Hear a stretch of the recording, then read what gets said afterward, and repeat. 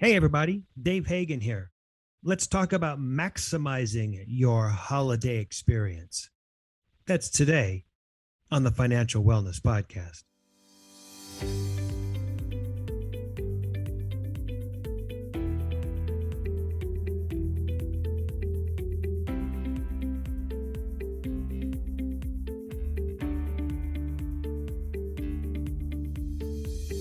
Welcome to the Financial Wellness Podcast, Dave's weekly message to keep you on your path to financial success. Here is your host, financial problem solver and talk show host, Dave Hagan. Hello, everybody, and welcome to this week's edition of the Financial Wellness Podcast, or TFWP, as we like to call it. Brian's taking the week off, so you got me going solo here today. And what I want to talk about is maximizing your holiday experience. We're in the middle of it. We're going to drop this episode second or third week of December. And we want to talk about how you can get the most out of your holiday experience by minimizing stress and maximizing enjoyment. Now, we talked about this a little bit a couple years ago in episode number 248. Where we talked about maximizing your holiday experience. So I want to play a few pieces of that because it's pretty good stuff. Let's listen in. And we're like a freight train heading toward those holidays, the new year. And we've been talking about holiday financial wellness issues for the past several weeks, and we may talk about it for another couple more. So stick around. We got some interesting stuff that I think you want to hear. So last week we talked about a TFWP holiday, and we talked about having a deliberate plan for gift giving, and we talked about having a deliberate plan for the events in the month of December. And as the regular listeners know, we're all about putting together a plan, not necessarily a very detailed plan, but having a general plan for what we do in our life, in our calendars, in the things that we do, and of course, in our finances. But today, what I want to talk about is maximizing your holiday. How are you going to get the most enjoyment, the most fun, the most meaning out of your holiday? And it occurred to me there's two ways that you might want to do this. One, you want to minimize stress, and two, you want to maximize enjoyment. Well, why do you want to do that? Well, I can think of a bunch of reasons. Number one, why not? If you're 30 and your life expectancy is, say, 80, you only got 50 Christmases left in your pocket, statistically speaking. Why waste any of them? The Christmas holiday is so cool. There's so much to it. Why waste any? Why give any away? You're not getting more. You don't even know how many you got. You could have less than that. Of course, you could have more than that too. The thing is, you won't know how many you got till the end, till they're all used up. So number one, why not? Two, we want to keep you healthy. We don't want you to get ill during the holiday, getting all run out. We want you to have a good time. Sick days can cost you a lot of the progress in terms of what you want to accomplish, both on the job and personally next year. You know, even if you're an employee, you still want to avoid sick days where you can. I found out recently in the state of California, you're guaranteed 3 sick days. And if you work in the city of LA, I didn't even know this till recently, 6 sick days. So you got those sick days coming. But, if you're an employee and you're counting out using all your sick days, maybe you're not that good of an employee. Think about that. And of course, if you're self-employed, sick days cost you money. You got to make it up. You've got days with zero revenue coming in. You're laying in bed. You're not feeling well. So we want to keep you healthy mentally and physically through the holidays.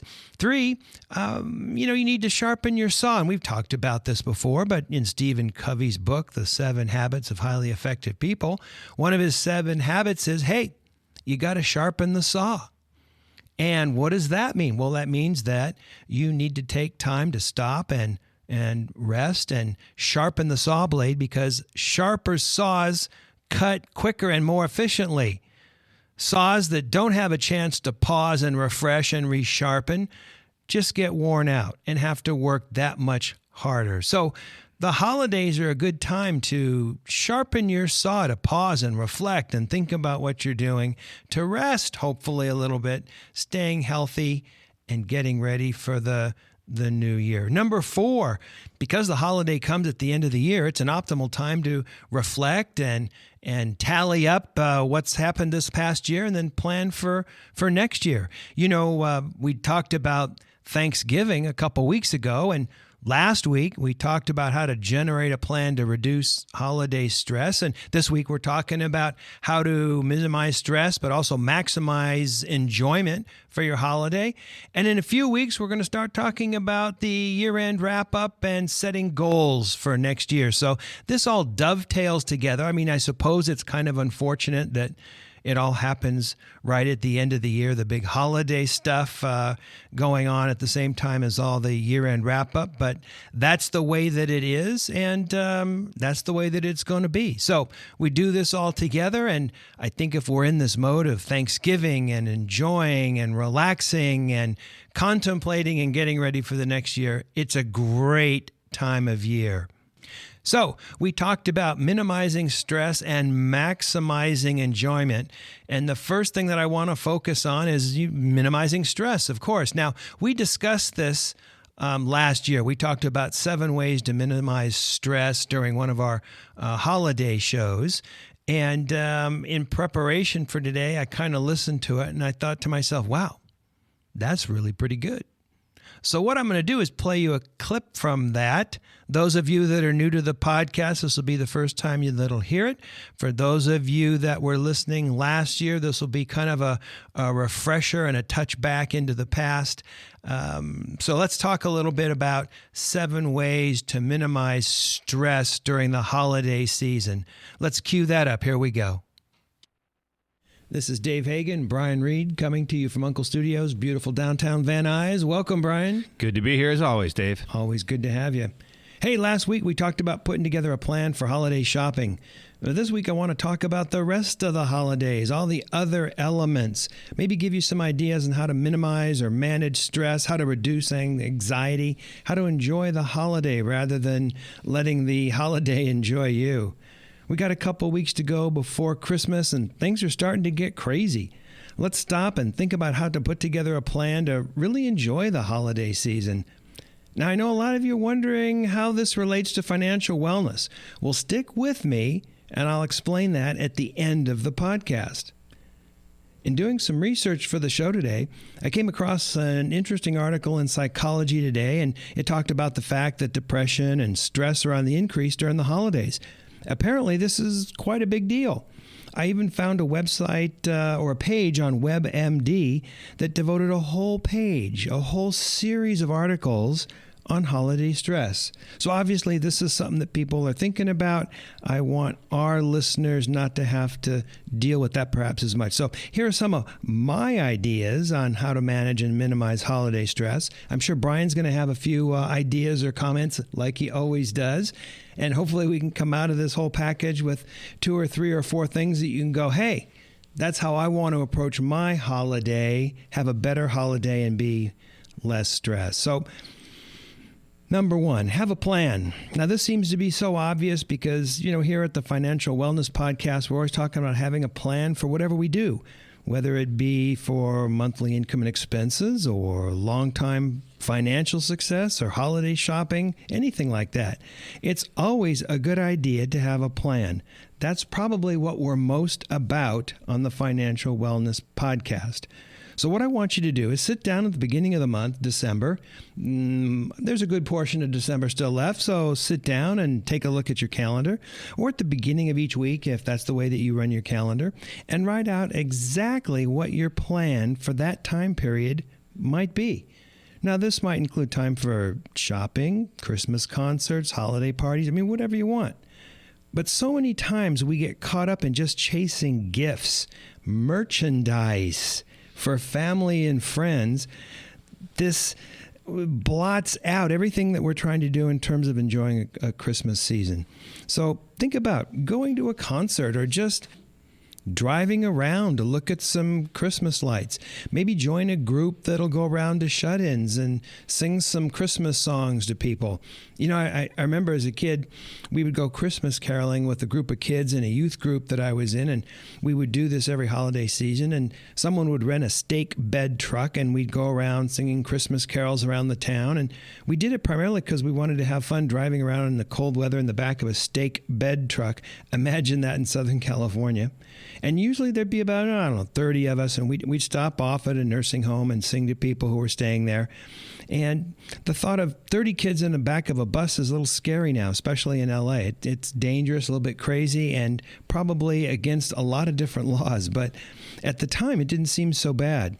And now, years later, what I remember is the look on the people's faces when we would come in and just sing a few Christmas songs. Their faces would light up. They would so much appreciate us taking our time, especially as young, energetic, vibrant kids, and they would really enjoy that. And I remember that. I remember the look on their face.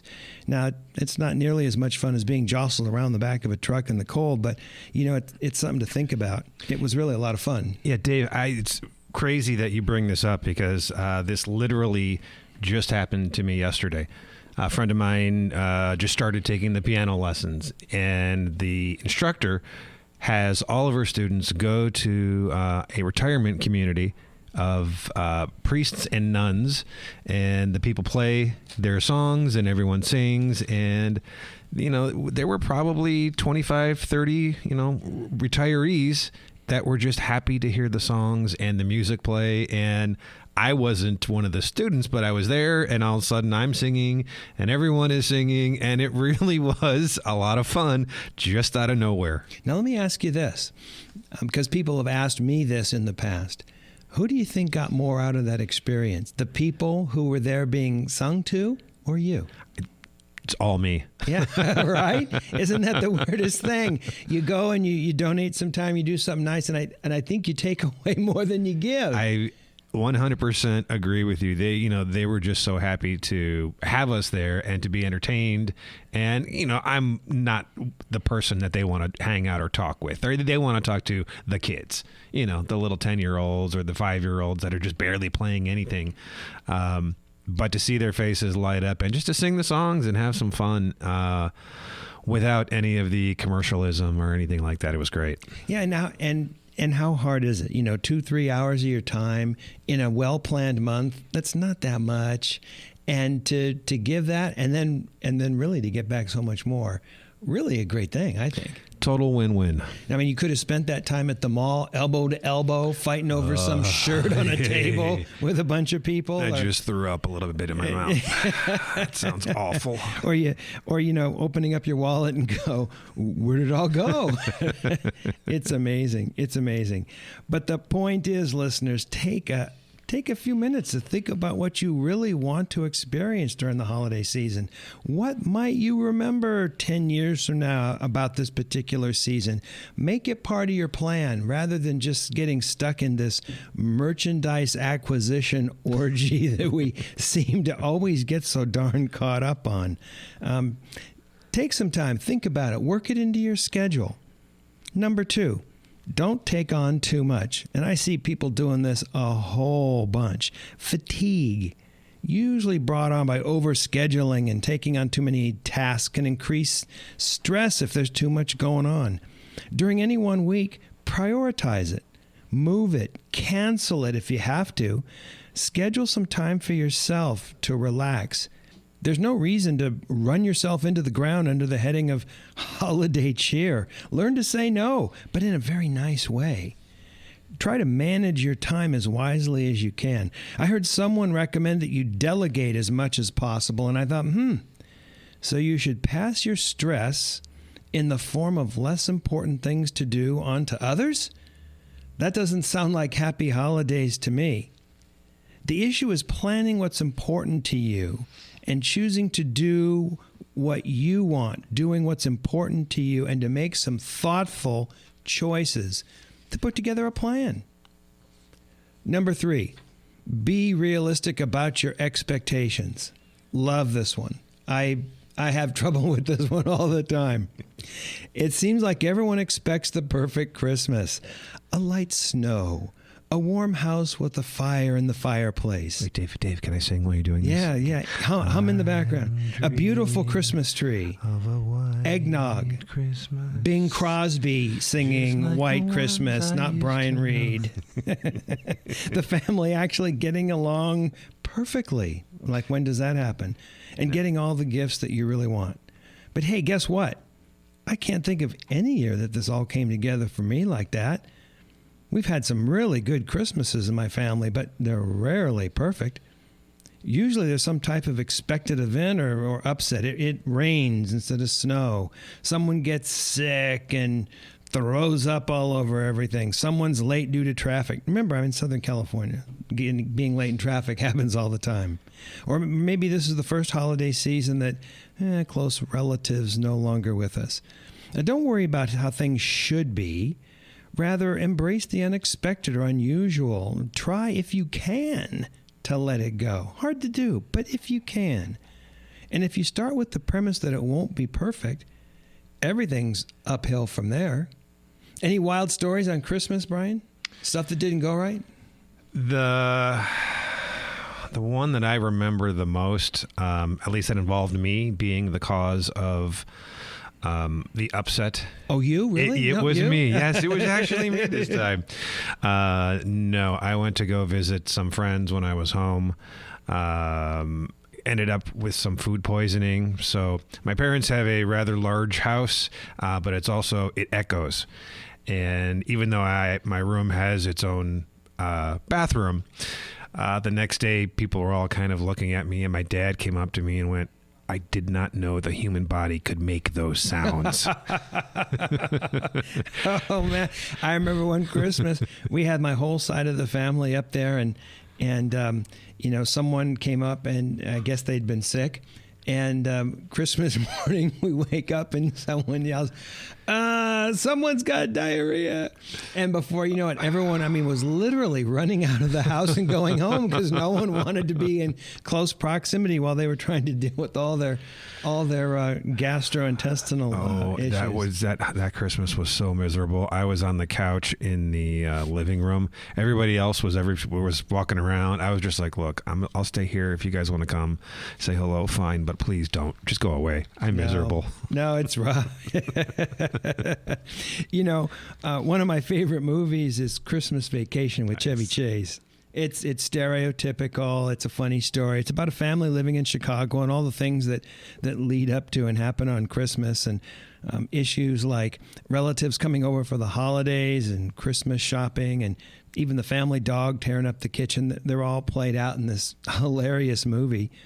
And the main character, obviously played by Chevy Chase, and he plays the part of a typical dad, and he's trying to relive his boyhood Christmases with his family, and he wants his family to have the best Christmas experience ever, and everything goes wrong, and at the end they still find a way to make it a great Christmas, but that's after the SWAT squad has showed up and jumped through their windows and pointed guns at them. And Christy Brinkley was there. Yeah, after all of these different things. But it's a great movie, and it's a good use for a couple hours during the holiday season.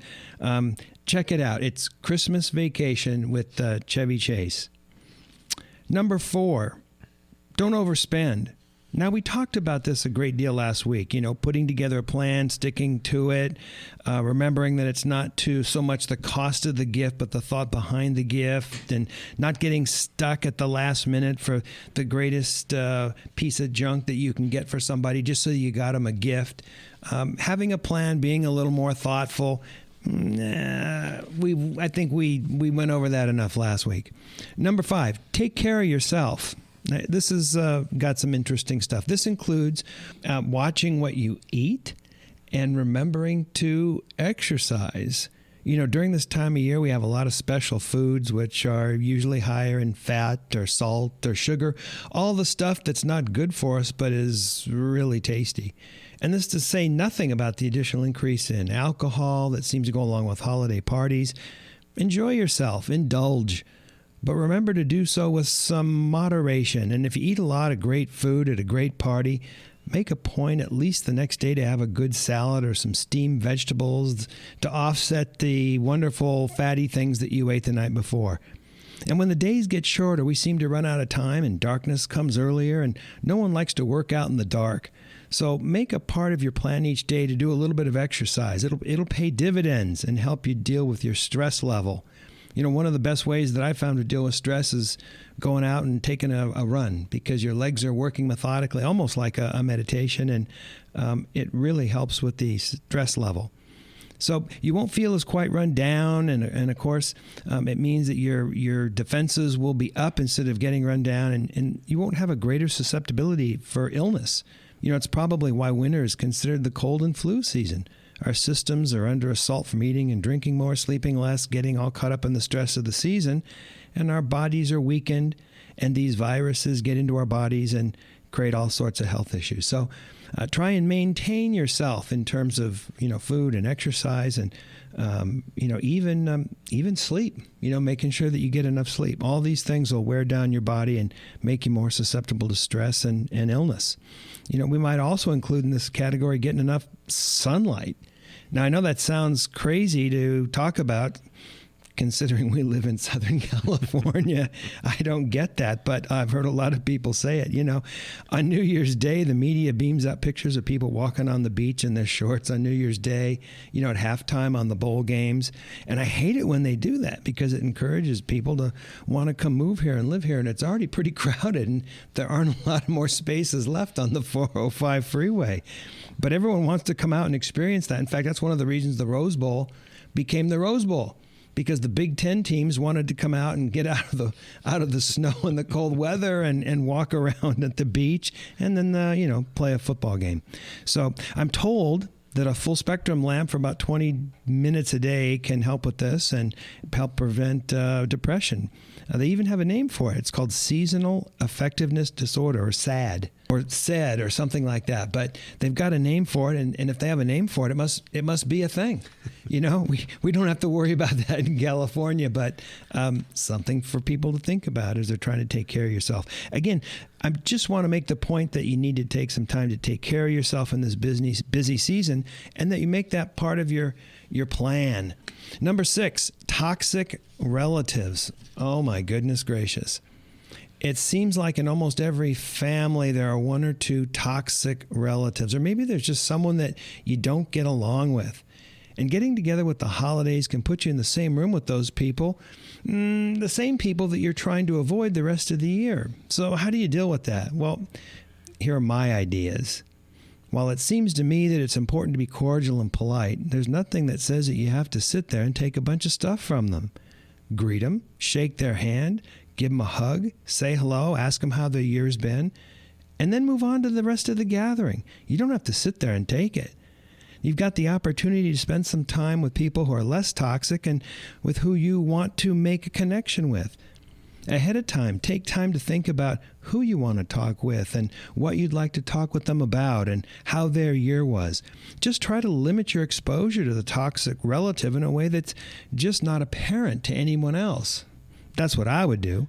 Chances are, you're not going to be able to change that toxic relative. I mean, they are what they are, and they behave why they behave. All you can do is be cordial, limit your exposure, and to the extent possible, spend time with those that you really cherish. Number 7, you don't always need to rigidly follow family traditions.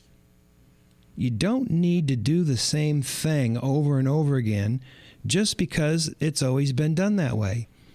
This reminds me of a story of a little girl who was putting together a roast with her mom, and they took the roast and cut off the little short end and put it to the side of the pan and put the big roast, the big piece in the pan and put it in the oven. And the mom says, "Mom, why do you cut off the small end and put it on the side?" And she goes, I don't know. Let's call my mother and find out. So they call mom and or the mother's mother, and they ask her, why do we cut the end off the roast and put it on the side? Is there some reason for that? Is it more savory, or what's that about? And the mother's mother says, I mean, I don't know. My mother just always did it that way. So they call them the mother's mother, who's in a home, and they said, we know that as a family we always cut off the small end of the roast and put it on the side, and what's the reason for that? My daughter was asking, and there's got to be some good reason, and can you enlighten us? You were such a good cook. And the mother's mother says, well, it's because my oven was too small and I couldn't usually get the whole roast in there. And, the point of the story is, and I get a kick out of it, but the point of the story is we don't have to keep doing what we've always been doing because someone else did it. There's always an opportunity to do something a little bit different.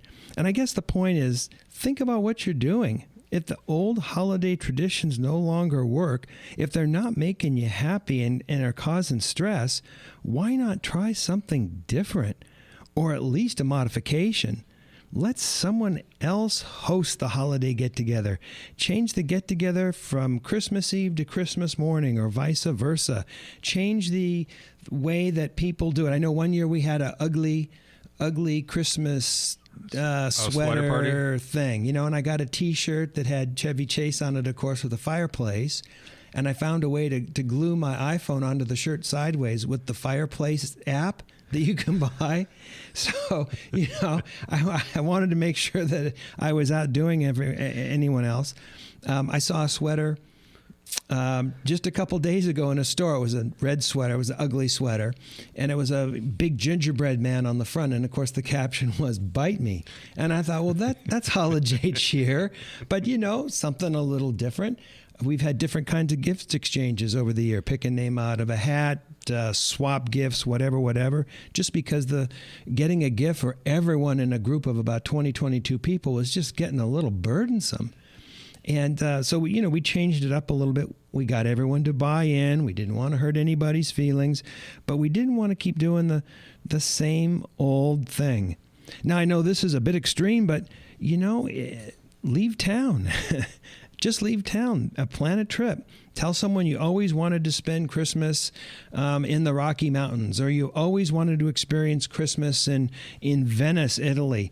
They'll understand. You can always get back later, but you can always change it up, I guess, is my point. If the usual holiday thing is causing stress, try something else. Do something else. Just don't put yourself through the same thing year after year after year. If it's not pleasant, or at least manageable. Now, Brian, you and I were talking a few minutes ago about the craziest, wildest, sickest thing we could think of in Christmas. Any thoughts on the best Christmas? The best Christmas? No, any Christmas that I'm attending. There you go. For me, I think some years we went up to the snow and visited family up in the snow. And, being someone from Southern California, we hardly ever saw snow. So, my uncle had a place up near Lake Tahoe, California, and going up there and experiencing the snow, maybe skiing a little bit, walking around in the snow, it was like magic. It was, like a miracle. And I know everybody west of the 405 is going, Hagen, snow is not fun. Brian, you're from back east originally. You're looking at me like, you sick piece of wood. No, man. I agree with you completely. There is nothing, truly nothing like waking up Christmas morning and there is snow on the ground. When you went to bed, there wasn't. Yeah.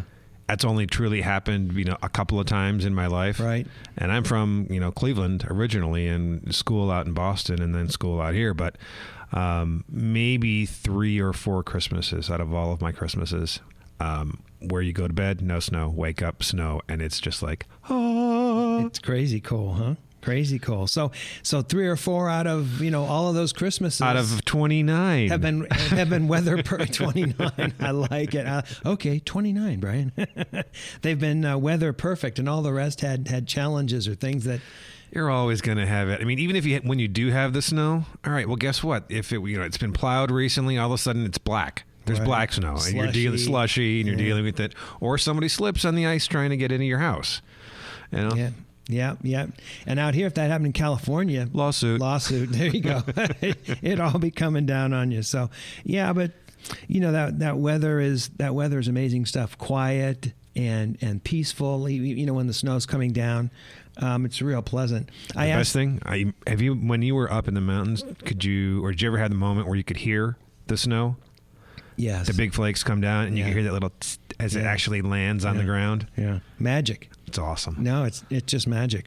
I remember I was on an airplane one time talking to a guy. He was a consultant and he traveled a lot, and the holidays were coming up, and we said, well, what are you going to do for the holidays, this or that? And I was saying, well, I'm going to get on the 405 to the 102 to the 22 and go visit family, and in a shirt sleeve. And he said, well, I live in North Lake Tahoe, and my wife and I we have a jacuzzi that sits kind of out on a point. And what we like to do is when the snow comes in, we go out in the jacuzzi with some warm mulled wine and we watch the snow come down. And I thought to myself, oh, I want to be your neighbor. I want to be your neighbor so bad. Doesn't that just sound like an amazing way to spend the day? Yeah, you know what? I don't want to be his neighbor. I want to know when he and his wife are not at the house. That's what I want. Ain't it the truth? Ain't it the truth? Oh, man. I love that clip because it talks about some real practical stuff, and then kind of moves into this whole visual of snow falling and hearing the snow falling, and it starts to create an image. And a couple out in a jacuzzi with some mulled wine, looking at the snow coming down on the lake. But I was thinking about this the other day. What's mulled wine? I don't know. Is that spiced wine or something? I don't know. But the guy said mulled wine, so I assume that that's something good. Any kind of wine would be good for me. But what a really nice moment. Just a thought of pure enjoyment. What a nice visual. And that leads me to the second part of what I wanted to talk about today, and that's maximizing your enjoyment during the holiday. Let's get rid of the stress and the crud, or minimize it to the extent that we can, but let's maximize the enjoyment. Now, how do you do that? Well, one of the ways that you can do that is follow kind of the outline that we talked about last week about setting up a plan and what have you. But I think that there are other ways to maximize, internalize, savor, reflect some of the joy in the holiday season. Now, you're going to have some good moments this holiday season. You're going to have some for sure. And some will go, oh, no, I never have any good moments. Yes, you do. Whether it's a good holiday movie or whether it's walking down the street and go, hey, those are pretty good holiday lights. Or walking out at a party and go, hey, it's good to see Herb. Haven't seen him in a while. But you're going to have some good moments. So why not look for them? Why not savor them? Why not save them? Maybe even use or enjoy those moments later. So here's what I want you to do. Look for a good moment. When you have a good moment or a great moment, close your eyes for a second. Not if you're driving, but close your eyes for a second and remember that moment. Remember the smell, remember the temperature, remember the location, remember the colors that you saw, remember the feeling that you had. Maybe it's after a party, maybe it's after a concert, maybe it's after an evening with family and friends, or maybe it's driving up and down the street looking at some great lights. I don't know, but you're going to have some great moments this holiday season, and I want you to take a moment to close your eyes and experience it, to savor it, to think about it. This will cause you to appreciate the moment, but also remember the feeling. Remember what it's like to savor that moment. Now, last year, we talked about gratitude in episode 144 we called it an attitude of gratitude. And 2 weeks ago, we talked about gratitude, and partially in our episode 246 that talked about Thanksgiving. But I hope that you will go a little deeper than that and put that memory, put that feeling or the memory of that feeling into your brain to savor it, enjoy it, and maybe even access it later. Better yet, take a short video with the camera. Everyone's got a camera, right? Everyone's got an iPhone or Android in their pocket, and they all have cameras. They all take video. They all take really good videos. In fact, I saw that there was a movie that was released in the theaters that was done entirely on iPads and iPhones. So everybody's got the ability to capture that. And I think video is more emotional than static pictures. You know, if you've looked at the iPhone lately, you can hit a setting and it will not give you a static picture, but it'll give you about 2 seconds before the picture becomes static. So there's a short little video clip and then it freezes. And why did they do that? I think it's because, in part, it creates a visceral, emotional memory. And it's always with you. It's always in your pocket. I mean, even if you haven't taken the time to lock it in your brain, to anchor it down in your brain, you'll always have it in your phone. Now, looking for a pause moment like this is going to cause you to evaluate your time during the holidays. It's going to make you look for the good moments. It's going to cause you to seek out the moments and have something to share. And it may not just be a moment. Maybe it's a couple of moments. Wouldn't that be great at the end of the holiday season? You go, oh, I got 5 and I'm going to pick 1 or 2, you know? But pausing and savoring, in addition to causing you to enjoy the season more, but you're going to save a memory for later in the year, like July. So tune in July, because I'm going to talk to you about these holiday moments, and maybe we'll savor a few of those come July. I've got some thoughts and ideas about that, so stay tuned. So take the time to enjoy. Take the time to look for a moment or moments. Take the time to anchor them in your mind or to video them. Do several, and then you can revisit them and enjoy. So, minimize stress. Maximize enjoyment. Try and save a couple of those especially enjoyable moments, either by video or anchoring them in your brain. Those are some things that I want you to think about. I think those are the ways that you can maximize the enjoyment, maximize the meaningfulness of your holiday season. Just a few things to think about. Have a great holiday. We'll talk next week. No emails because we're over. This is Dave Hagan, and you've been listening to the Financial Wellness Podcast.